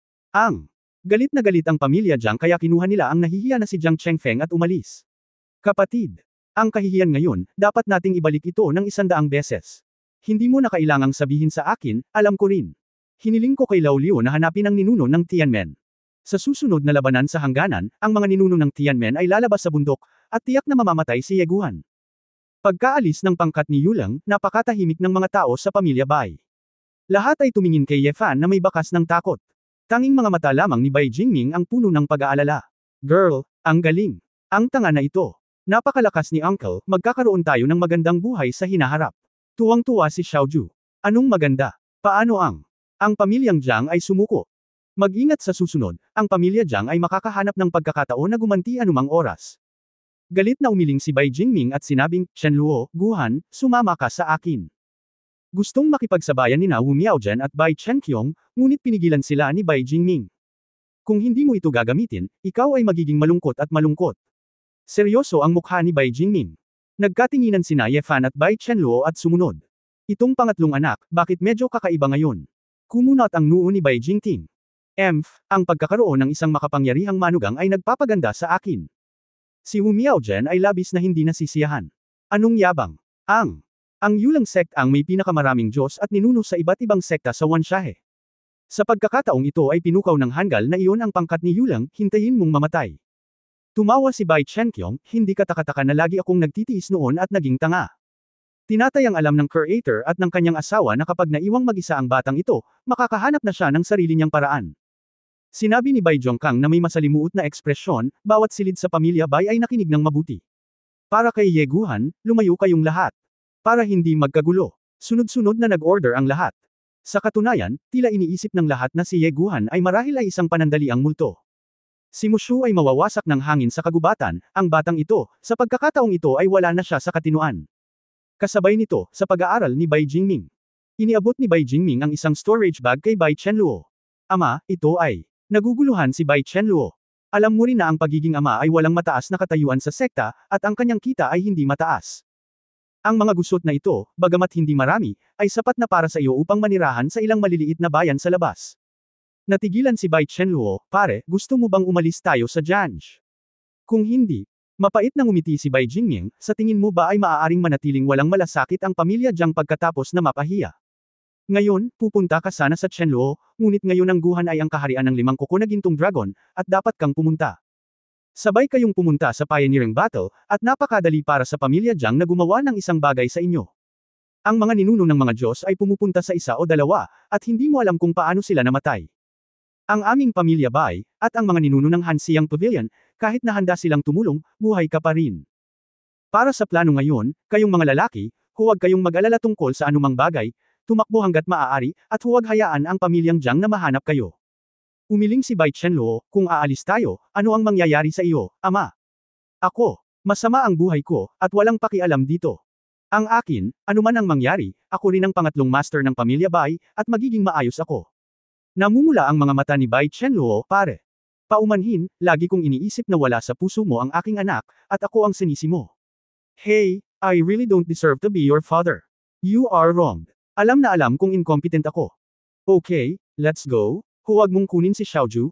Ang kanyang cultivation ay hindi maganda, at pagkatapos ay pipigilan ka nito. Hayaan mo siyang manatili sa Chenloya. Kung papasok ka sa Shangbamon sa hinaharap, magiging ligtas ito, at makikita mo ito sa madaling panahon. Si Bai Chenluo ay nahihirapan, alam niyang tama si Bai Jingming, ang pag-alis ay ang pinakamagandang pagpipilian. Ngunit, hindi siya mapalagay pagkatapos ng lahat. Guhan, malambot ang puso ni Chenluo, ilayo mo siya dali. Dahil hindi ka nag-atubiling sakta ng pamilya Jiang para sa kanya, opisyal ko siyang ipinagkatiwala sa iyo. Si Bai Jingming ay mukhang solemn na. May tanong ako, sabi ni Ye Fan. Ano? Gusto kong malaman, paano ka nakilala ng biyenan kong si Rou Lian? Ang mga mata ni Ye Fan ay kumikislap, at palagi niyang nararamdaman na si Bai Jingming ay nagtatago ng maraming lihim. Nagbago ang mukha ni Bai Jingming, na nagpakita ng isang pahiwatig ng pagbabantay. Bakit mo biglang tinanong ang ina ni Chenluo? Kabanata 3230 Background ni Rulian. Napatingin din si Bai Chenluo kay Ye Fan nang may pagtataka. Kung tutusin, siya ang biolohikal na ina ni Chenluo, gusto kong malaman ang higit pa tungkol dito. Ang pinakakagiat na bagay ngayon ni Ye Fan ay pagbutihin ang kanyang lakas upang makalaban niya si Ye Huyan ng direkta sa lalong madaling panahon. Ang mga walang kwentang araw ay maayos sa maikling panahon, ngunit pagkatapos ng mahabang panahon, siya ay natatakot na siya ay magkasakit. At ang clone ni Chiyo. Natural na ayaw itong bitawan ni Ye Fan. Sa mahina, naramdaman niya na dapat din siyang makita ni Chiyu o Ji Xuanyuan.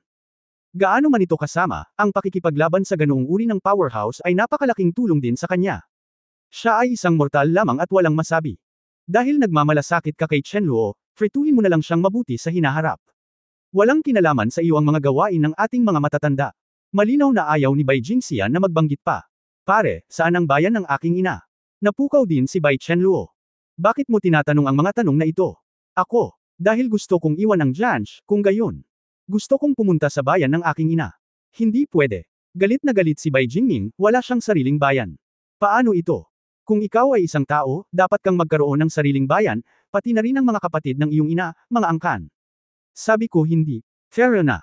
Ikanaway ni Bai Jingming ang kanyang kamay, at ang kanyang boses ay mabangis. Namutla ang magandang mukha ni Bai Chenluo, at malungkot niyang kinagat ang kanyang labi.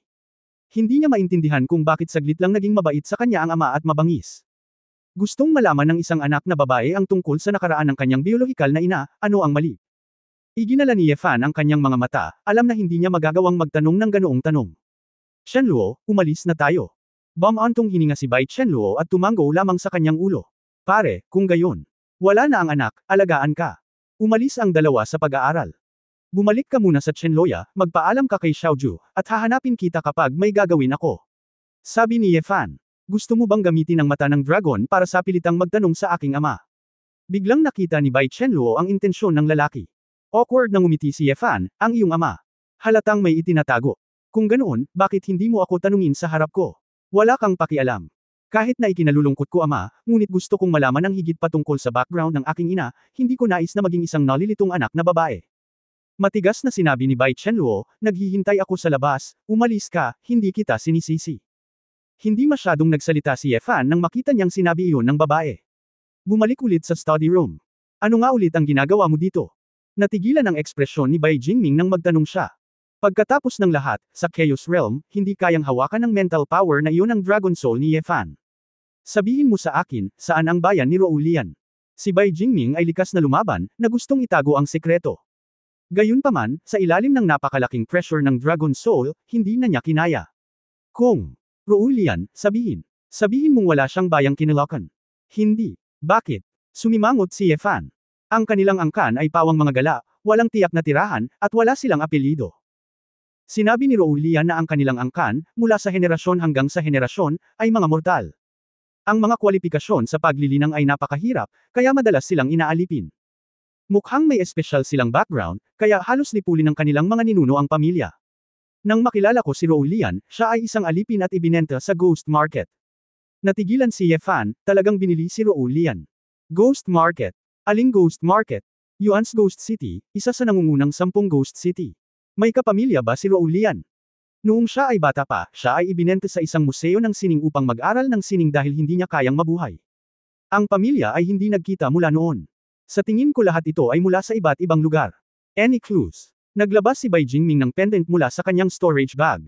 Ito ang tanging token ni Roulian. Sinasabing ito ang kanyang angkan, at kadalasan ay mayroon ito.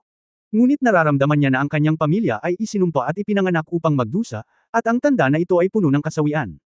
Natatakot siyang masumpa si Chenluo at ayaw niyang ibigay ito sa kanyang anak, kaya pinanatili ko ito sa tabi ko. Kinuha ni Ye Fan ang pendant at pinagmasdan itong mabuti. Ito pala ay isang sanga na kasing haba ng daliri. Isang napakatibay na kahoy na mukhang puno ng buhay, maingat na pinakintab sa isang maliit na palawit. Anong klaseng puno ito? Sinabi ni Roulian na ito ang lugar kung saan nakatira ang kanilang mga ninuno, at mayroong isang banal na puno na tinatawag na World Tree. Ang kanilang mga ninuno ay umunlad sa World Tree. Ngunit nawala ang World Tree kalaunan, at tumanggi din ang kanilang pamilya. Ito ang tanging maliit na sanga ng puno ng mundo na nakaligtas. Natigilan si Ye Fan saglit. Naalala niya na sa mga sinaunang Diyos, kung saan nakatira ang mga Titans, may natitira pang World Tree. Nakakalungkot na hindi pa nakita ni Ye Fan ang World Tree mismo, kaya hindi niya alam kung totoo ito o hindi. Kung iisipin mo, posible. Sa panig ng Titan, nakatakas sila mula sa universo ng Hongmeng.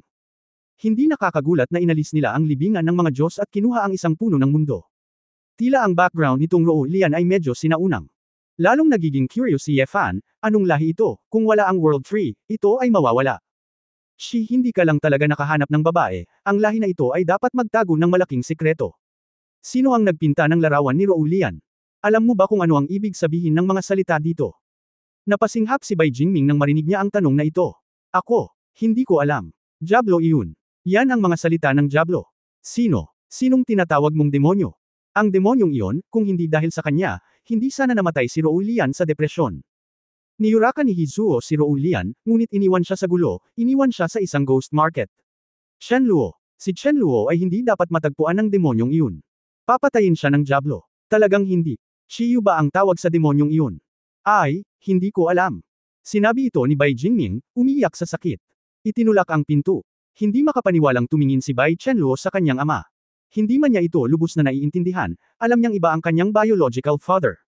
Napabuntong hininga si Ye Fan, ayaw niyang magtanong sa harap ni Bai Chenluo, dahil natatakot siyang matamaan ang babae. Ngunit ngayong dumating na ang usapin, pakiramdam ni Ye Fan ay hindi na kailangang itago ito. Hindi tanga si Bai Chenluo, malamang matagal na niya itong napansin. Inalis ni Ye Fan ang pupil ng dragon, at nagulat si Bai Jingming. Ikaw. Naglakas loob kang gamitin ang mata ng dragon sa akin. Natahimik si Ye Fan, at hindi niya masyadong maipaliwanag. Ang pag-alam ng higit pa ay hindi magiging mabuti para kay Bai Jingming. Pare, ang sinabi mo kanina, totoo ba? Nang inag ang katawan ni Bai Jingming, at tumingin siya kay Bai Chenluo nang hindi makayanan. Chenluo, huwag mo nang itanong, bago mamatay ang iyong ina, ang pinaka-inaasahan niya ay mamuhay ka ng matiwasay. Hindi mahalaga ang mga iyon, humanap ka ng lugar kung saan walang nakakakilala sa iyo, at mamuhay ng magandang buhay. Umiling si Bai Chenluo, tumutulo ang mga luha na parang ulan. Sa loob ng napakaraming taon, nagalit ako sa iyo dahil sa pagiging walang awa at cold-hearted. Bakit hindi mo sinabi sa akin? Kung sinabi mo sa akin na hindi ako sa iyo, hindi kita sisisihin sa lahat ng oras. Pagtatapos ng kabanatang ito. For more updates, click on the notification bell.